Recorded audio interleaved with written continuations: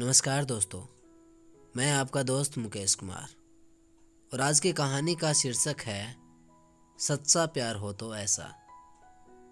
ये कहानी आदित्य और प्रिया की है। आदित्य और प्रिया एक दूसरे से बेहद प्यार करते थे। वो दोनों एक ही कॉलेज में एक साथ ही पढ़ाई कर रहे थे और दोनों का अब कॉलेज में एक साथ पढ़ाई का आखिरी साल बचा हुआ था।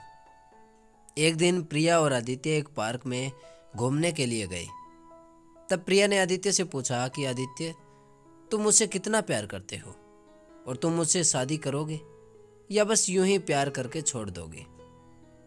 तभी आदित्य ने प्रिया से कहा कि प्रिया, आज तुम मुझसे ये कैसा सवाल पूछ रही हो। तो प्रिया ने कहा कि आदित्य, ये सवाल मैं तुमसे इसलिए पूछ रही हूँ क्योंकि मैं तुमसे बेहद प्यार करती हूँ और मैं मन ही मन तुम्हें अपना सब कुछ मान चुकी हूँ। और अगर तुमने मुझे कभी छोड़ भी दिया तो भी मैं तुम्हें भूल नहीं पाऊंगी। ये कहते ही प्रिया की आंखों में आंसू आ गए। प्रिया को इस तरह रोते देख आदित्य ने सबसे पहले उसके आंसू पोंछे और फिर प्रिया को अपनी बाहों में ले लिया और फिर उसने कहा कि पगली, मैंने तुम्हें छोड़ने के लिए प्यार नहीं किया है। हमारा प्यार तो 7 जन्मों तक रहेगा और मैं जल्द ही अपने घर वालों के साथ तुम्हारे पिताजी से तुम्हारा हाथ मांगने जरूर आऊँगा। ये सुनते ही प्रिया बहुत खुश हुई और खुशी के मारे वो फिर से आदित्य की बाहों में लिपट गई और फिर वो दोनों ही अपने अपने घर चले गए। अब कुछ ही महीनों में दोनों की कॉलेज की पढ़ाई भी पूरी हो गई थी। अब दिन ब दिन आदित्य और प्रिया का भी प्यार बढ़ता ही जा रहा था। एक दिन आदित्य ने प्रिया से फ़ोन करके कहा कि प्रिया, आज मैं अपने माता पिता के साथ तुम्हारे घर पर आ रहा हूँ, तुम्हारे और मेरे रिश्ते के लिए। ये बात सुनकर प्रिया बहुत ही खुश होकर आदित्य से कहती है, आदित्य, आज तो तुमने मुझे सरप्राइज ही कर दिया। तुम जल्दी आ जाओ और मैं जल्दी ही तैयार हो जाती हूँ। तो करीब 1 घंटे में ही आदित्य और उसके माता पिता प्रिया के घर पहुँच जाते हैं।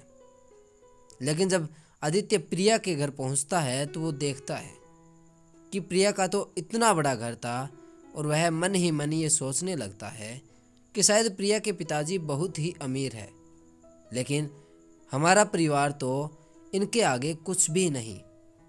तभी आदित्य ने प्रिया के घर की बेल बजाई।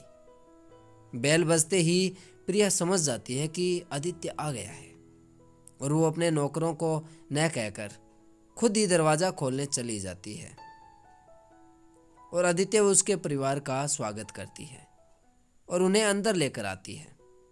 अंदर जाते ही आदित्य के माता पिता इतने बड़े घर को देखकर ये सोचने लगते हैं कि पता नहीं प्रिया के पिताजी ये रिश्ता करेंगे या नहीं।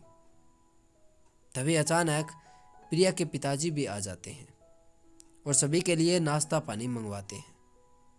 तो तभी आदित्य के पिताजी ने आदित्य के लिए प्रिया के पिताजी से प्रिया का हाथ मांग लिया। तो प्रिया के पिताजी ने आदित्य से पूछा कि बेटा, तुम काम क्या करते हो। तब आदित्य ने बड़े ही प्यार से कहा कि अंकल जी, मैंने रेलवे में बड़ी पोस्ट पर फार्म भर रखा है और मैंने उसके पेपर भी दे दिए हैं और बस अब रिजल्ट आना ही बाकी है। तभी प्रिया के पिताजी ने फिर ये पूछा कि उस रेलवे की पोस्ट पर तुम्हारी सैलरी कितनी होगी। तो आदित्य ने कहा कि अंकल जी, यही कोई 30,000 के आसपास। ये सुनते ही प्रिया के पिताजी ने आदित्य से बहुत ही गुस्से में कहा कि तुम्हें पता है कि 30,000 तो मेरी बेटी 10 दिन में खर्च कर देती है और तुम्हें शायद ये भी नहीं पता होगा कि मेरी बेटी प्रिया हर हफ्ते 8 से 10,000 की तो बाहर शॉपिंग करके ही खर्च कर देती है। ये सुनते ही आदित्य के पिताजी ने भी गुस्से में प्रिया के पिताजी से ये कह दिया कि शायद आपको आपके इस धन दौलत पर बहुत ही ज़्यादा घमंड है। रखिए अपनी धन दौलत अपने पास और अपनी बेटी की शादी किसी करोड़पति लड़के से करवाना।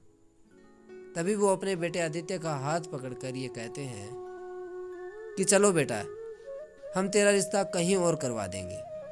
तभी आदित्य प्रिया के पिताजी के आगे हाथ जोड़कर ये कहता है कि अंकल जी, मैं आपकी बेटी से बेहद प्यार करता हूँ और प्रिया भी मुझसे बहुत प्यार करती है। तो प्लीज़ इस रिश्ते के लिए आप मान जाइए और मैं आपसे वादा करता हूँ कि मैं आपकी बेटी को जरा भी दुखी नहीं रखूँगा। ये सुनता ही प्रिया की आंखों में आंसू आ जाते हैं और वो भी अपने पिताजी से कहती है कि पिताजी, मैं भी आदित्य से प्यार करती हूँ और मैं उसके बिना किसी और से भी शादी नहीं कर पाऊंगी। बेटी की ये बात सुनकर उसके पिताजी ने उसके एक थप्पड़ मार दिया। तभी प्रिया रोती हुई अपने कमरे में चली गई और प्रिया के पिताजी ने गुस्से में अपने नौकर से कहा कि इन लोगों को यहाँ से बाहर निकाल दो। ये सुनते ही आदित्य और उसके माता पिता बड़े ही निराश होकर प्रिया के घर से चले गए और जल्द ही प्रिया के पिताजी ने प्रिया की एक बड़े घर में शादी तय कर दी और उन्होंने उसकी ज़बरदस्ती ही 1 महीने के अंदर सगाई भी करवा दी। उधर आदित्य की रेलवे में नौकरी भी लग चुकी थी। तब एक दिन अचानक प्रिया ने आदित्य को फ़ोन किया और कहा कि आदित्य, तुम कहाँ चले गए थे? मैंने कितनी बार तुम्हारा नंबर मिलाया लेकिन तुम्हारा नंबर बंद जा रहा था और मैंने अपनी सहेली को भी कितनी बार तुम्हारे घर भेजा था, मगर तुम्हारे घर तो ताला लगा हुआ था। फिर मुझे तुम्हारा एक दोस्त मिला तो मैंने उससे तुम्हारा नंबर लेकर तुम्हें फ़ोन किया है। मेरे पिताजी ने मेरी सगाई ज़बरदस्ती ही किसी और से करवा दी, लेकिन मैं तुम्हारे बिना नहीं रह सकती। तुम जल्दी यहाँ आ जाओ आदित्य, वरना मैं अपनी जान दे दूंगी। तब आदित्य ने कहा कि प्रिया, मैं भी तो तुमसे बेहद प्यार करता हूँ, लेकिन प्लीज़ तुम ऐसा कोई कदम मत उठाना जिसकी वजह से तुम्हारे घर वालों को शर्मिंदा होना पड़े। और प्रिया, अगर हमारा प्यार सच्चा होगा तो हमें मिलने से कोई भी नहीं रोक सकता। और प्रिया, अगर हमने घर से भागकर शादी कर भी ली तो तुम्हें पता है जीवन के आने वाले वक्त में हमारे बच्चे भी ऐसा ही करेंगे और फिर हमें भी तो बहुत शर्मिंदा होना पड़ेगा बाद में। इसलिए प्रिया, हमें प्यार का पूरा विश्वास रखना चाहिए और उस भगवान पर भी जिसने हम दोनों को सच्चा प्यार करवाया। अब बस तुम वैसा ही करो जैसा तुम्हारे घर वाले तुमसे कह रहे हैं। ये बात कहते हुए आदित्य की आंखों में आंसू आ रहे थे, लेकिन उसने अपना सारा दर्द छुपाते हुए प्रिया को गलत कदम उठाने से बचा लिया। अब प्रिया ने रोते हुए आदित्य से कहा कि आदित्य, मैं तुम्हारे कहने से अपने परिवार की बात मानकर ये शादी जरूर कर लूँगी, मगर तुम ये बात याद रखना कि शादी करके किसी और के पास मेरा शरीर ही जाएगा, मेरी आत्मा नहीं। मैं हमेशा सिर्फ तुमसे ही प्यार करूँगी। ये कहकर प्रिया रोती हुई फ़ोन को काट देती है। उधर आदित्य भी बहुत रोता हुआ ज़मीन पर बैठ जाता है। अब प्रिया की शादी का दिन भी आ गया और अब तो उसके चौखट पर बारात भी आ गई थी।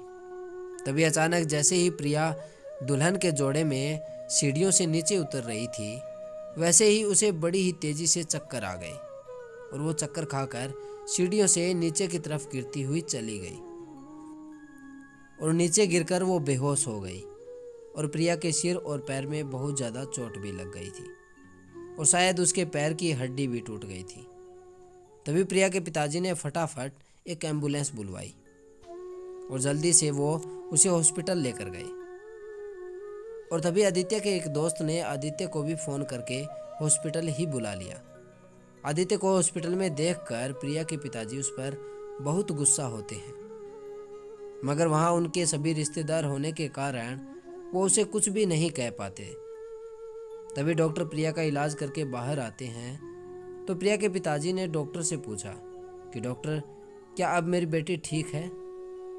तब डॉक्टर कहता है कि उसके पैर की हड्डी कुछ ज़्यादा ही टूट गई है, इसलिए हमने उसका छोटा सा ऑपरेशन किया है और हाँ, अब शायद उसका पैर हल्का सा टेढ़ा भी रहेगा। ये कहकर डॉक्टर वहाँ से चले जाते हैं।